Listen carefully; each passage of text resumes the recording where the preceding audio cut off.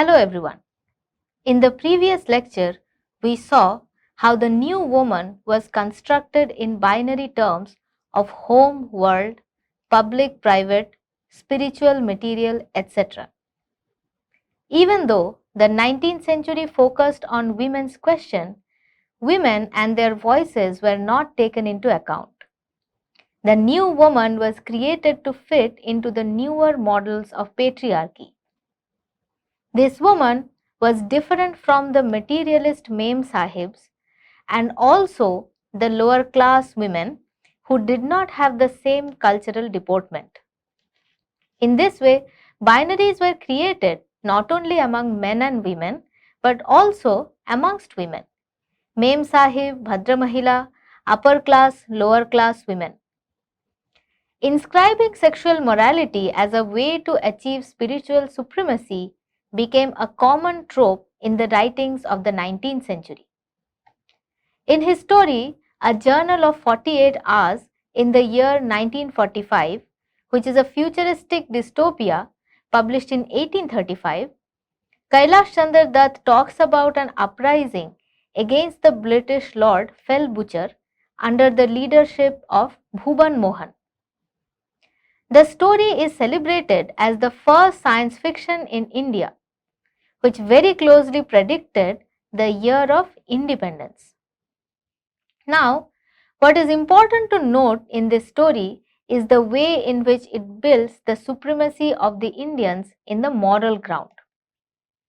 The story describes an incident where Lord Fell Butcher is seen to be having an affair with a 14-year-old damsel, all the while being married to Bibi Sahib.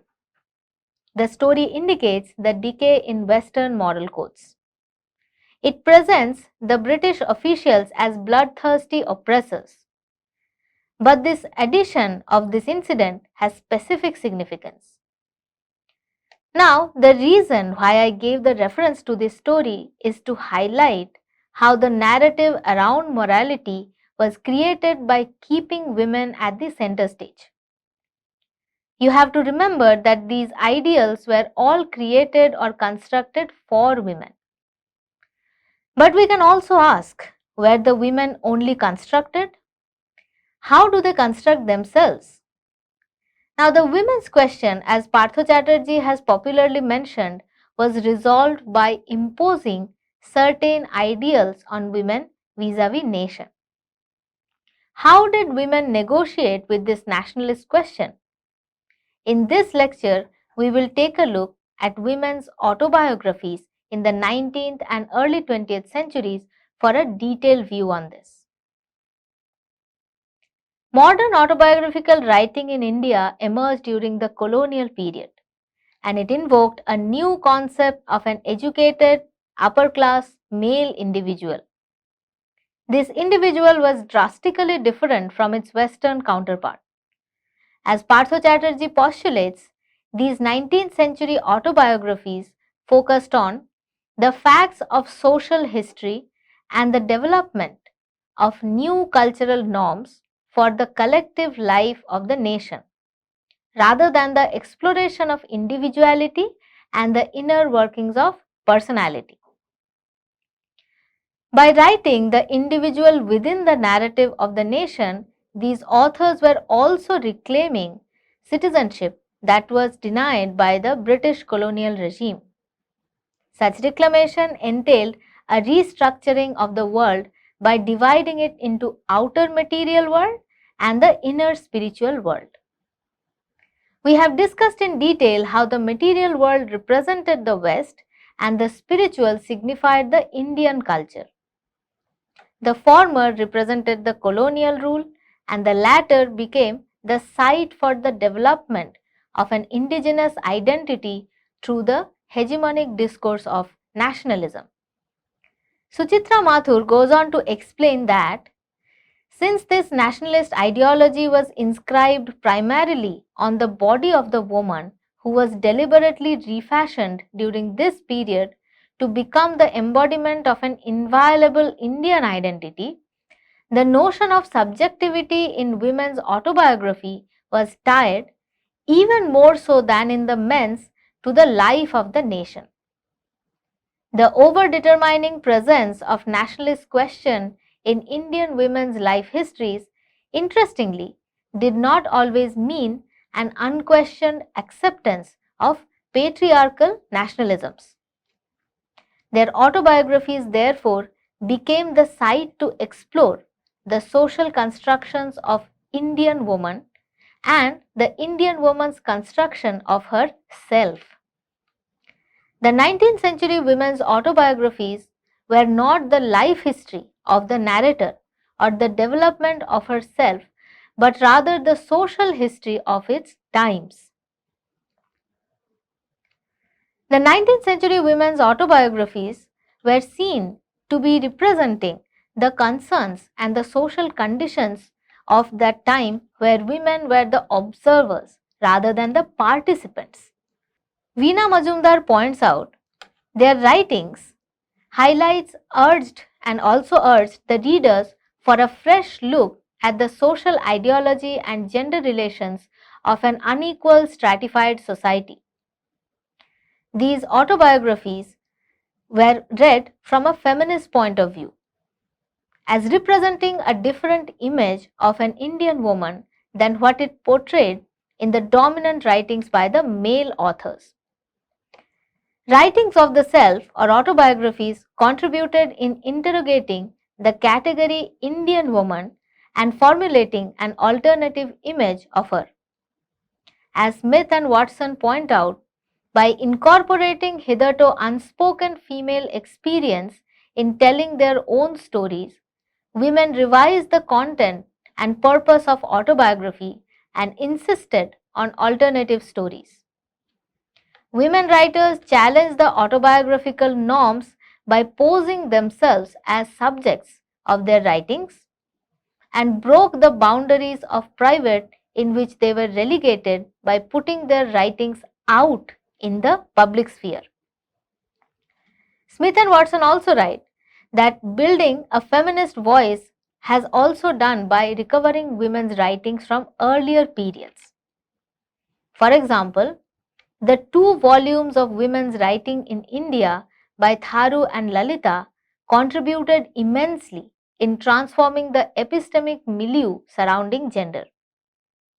As Tharu and Lalita point out, the reason to build the archive of women's writings in India were to make available for English language readers in India and also around the world a group of works that illuminate the conditions in which women wrote, bring more significant women's writings to light, help us re-evaluate writers who were reasonably well known but had been misunderstood or dismissed, give us a sense of the themes and literary modes women drew on and made use of, and help us capture what is at stake in the practices of self or agency and or narrative that emerge at the contested margins of patriarchy, empire, and the nation.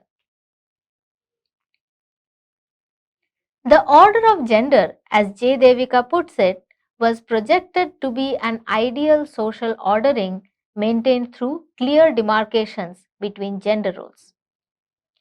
Men were posited in the external realm of the public, political, economic, and intellectual, and women were supposed to naturally assume the role of an efficient homemaker and a true partner of the men. In other words, a companionate marriage, as we have learned in earlier lectures. Now, in order to maintain this natural binary, women's education aimed to develop a modern individual who would be able to conform to the idealized modern gendered subjectivities. The modern woman culled out of the traditional order and created to be free from bondage to tradition were to exist as the guardians of the home and the hearth in a relation of complementarity with man. The 19th century becomes an interesting starting point to examine the constitution of Indian woman because, on the one hand, tracts were being written dictating modes of behavior for young and educated women, and on the other hand, there was an upsurge of women writers narrating their life histories. This juxtaposition of the official construction of femininity, defined in terms of chastity, obedience, and docility, with the personal narratives of women, presents more than one construction of femininity. The notion of constructed identity as opposed to fixed given identity shows that Indian woman is not a fixed category. A reading of women's autobiographies belonging to different times and histories would throw light not only on the dominant constructions of Indian woman across history, but also on the strategies of self-fashioning and self-reconstruction by these women. We have already discussed in earlier lectures how Rashundari Devi in her autobiography Amar Jiban presents a very different idea of a woman. Instead of nationalist ideals, she mentions how her life in the in-laws' house is like a prison. This is an important contribution because it brings out the private sphere in the discussion. Rashundari is seen to portray an alternative identity of Indian woman who is not a mute observer but has the ability to critically understand women's oppression and defy the norms by learning to read and write.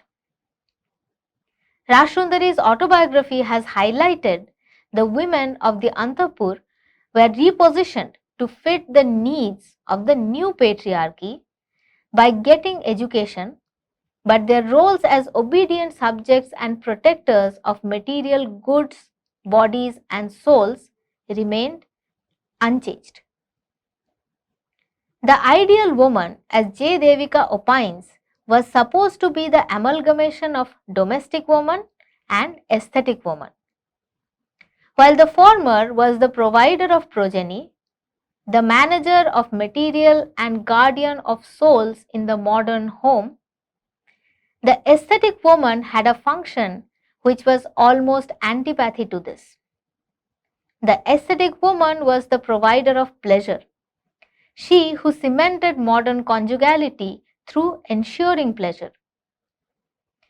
I would like to extend this definition further and argue that the aesthetic woman necessarily had to belong to the upper class because education, leisure of writing, etc.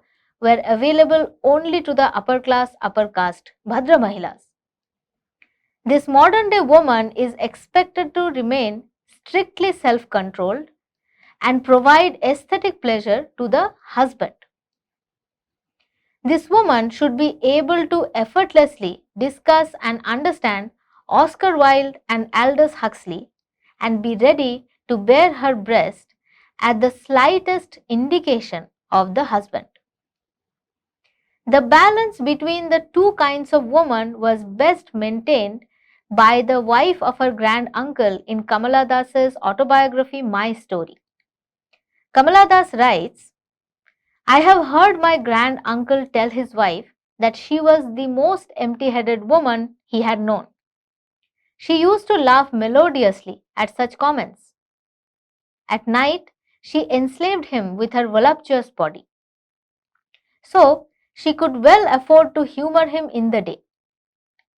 Each night, she came to our house accompanied by her maids and a lantern, looking like a bride. And she walked up the steep staircase of the gatehouse to meet her famous husband in their lush bedroom, kept fragrant with incense and jasmine garlands. In her, we see the perfect combination of a wife and an aesthetic woman. In the morning, she listens to her husband's mockery without any qualm, thereby presenting the image of a perfect docile wife. And at night, she dresses up like an entertainer, but only to please the husband. By remaining within the boundaries of marriage and monogamy, the duality of the wife's character is thus legitimized. You must also remember that despite her critique of patriarchal regulations for women, Rashundari in her autobiography Amar Jivan retains the gender hierarchy within the family. She repeatedly mentions that although her venture into education began as a solo journey, the ultimate success came with the guidance of her sons. She, in fact, erases the public and material aspects of education by arguing that knowledge is not just about earning money, it is about exploration of the inner being. In this way, she can be seen as domesticizing education. Amar Jivan, therefore, presents a universalized image of the pre-constructed and reconstructed Indian woman, strictly defined in terms of modern nationalized ideologies. The ideologies of chastity, purity, and obedience that Amar Jivan enforces are specific to the upper caste and upper class family that Rashundari belongs to. Shumanta Banerjee points out, as I have mentioned in earlier lectures as well, how the central focus on women in the Antapur, which he calls Andar Mahal, hides a vast majority of working women, either self-employed women like naptanis, sweepers, owners of stalls selling vegetables or fish, street singers or dancers, maidservants or women employed by mercantile firms dealing in seed produce, mustard, linseed, etc.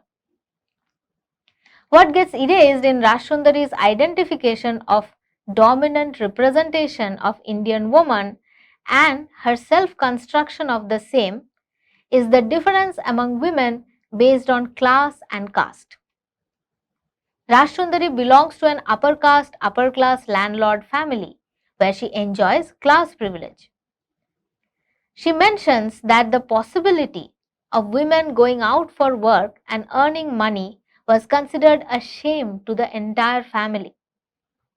In such constructions of the ideal Indian woman, therefore naturally viewed lower class, lower caste women who participated in work outside their house as impure and inferior. Partha Chatterjee writes, the new woman was quite the reverse of the common woman who was coarse, vulgar, loud, quarrelsome, devoid of superior moral sense, sexually promiscuous, subjected to brutal physical oppression by males. It was precisely this degenerate condition of women which nationalism claimed it would reform, and it was through these contrasts that the new woman of nationalist ideology was accorded a status of cultural superiority.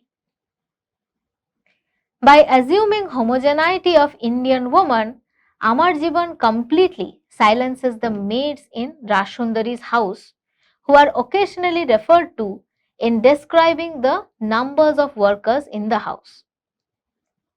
In its overemphasis on the acquired freedom of Rashundari in terms of education, Indian feminist scholars have also often identified Indian woman as a universal category. Therefore, both in the textual representation and feminist interpretation of Indian woman as a singular entity, the difference among Indian women is erased. In this context, Binodini Dashi's autobiography, My Story and My Life as an Actress, is significant. Binodini Dashi was the first woman performer in a theatre in Bengal. Her life is significant in unveiling the caste sexism latent within the Bengali society. Theatre, a public space, remained inaccessible to respectable upper caste women and was deemed suitable only for women such as Binodini, a lower caste prostitute. Her caste identity, however, was also the reason why her work was devalued. In her autobiography, she mentions how in life and in terms of her contribution to theatre, both monetarily and artistically, she has been completely marginalized. Binodini has always been defined through her caste identity. This highlights the necessity for an intersectional angle. Her caste identity and her mother's profession as a prostitute automatically marks her as dirty and untouchable. Now, touchability here is not restricted to caste alone. When combined with gender, it also marks sexual availability. Due to Binodini's caste identity, she is considered to be sexually available. Added to that, her profession as a theatre performer is seen as an extension of such stereotyping. In fact, she mentions in her autobiography that male actors were all held in high esteem. They were considered artists. The caste discourse that relies primarily on the notions of impurity and untouchability presumes the sexual availability of Dalit women. Therefore, when Dalit women go out for work, they are often given only those kinds of work that are deemed suitable for them due to their identity as lower caste women. In this way, Dalit women are re-inscribed in a caste sexist public space. It is for this reason that we cannot think of women being a homogeneous category. Now, let us summarize today's lecture. We have discussed in detail, especially in the previous lectures, how New Woman was constructed in the nationalist period to accommodate the changing structures of patriarchy. The change retained division of public, private, spiritual, material as necessarily gendered spaces. But women were not bound only by these constructions. They were imposed on them. In this lecture, we tried to explore that question. How did the women of 19th and early 20th century construct themselves? To elucidate this argument, we drew upon women's autobiographies. We saw how the Andar Mahal or the private domestic sphere became a matter of discussion. Women's autobiographies also challenged the masculine proclamation of grandeur usually attached to autobiographical narratives. Women's autobiographies often emerge as a collective endeavor. Interestingly, however, this woman is also not a homogeneous entity. As we see in case of Amar Jiban, Rashundari is an upper class woman, and often the women of lower classes get erased in the autobiography. Binodini Dashi, on the other hand, addresses this specific matter, the experience of a lower caste woman, and we see how they differ from each other. It is for this reason that even when we are talking about women constructing themselves through their writings, we need to remember that it is not a monolithic entity. In the next lecture, we will delve into further issues concerning gender, labor, and violence. Thank you.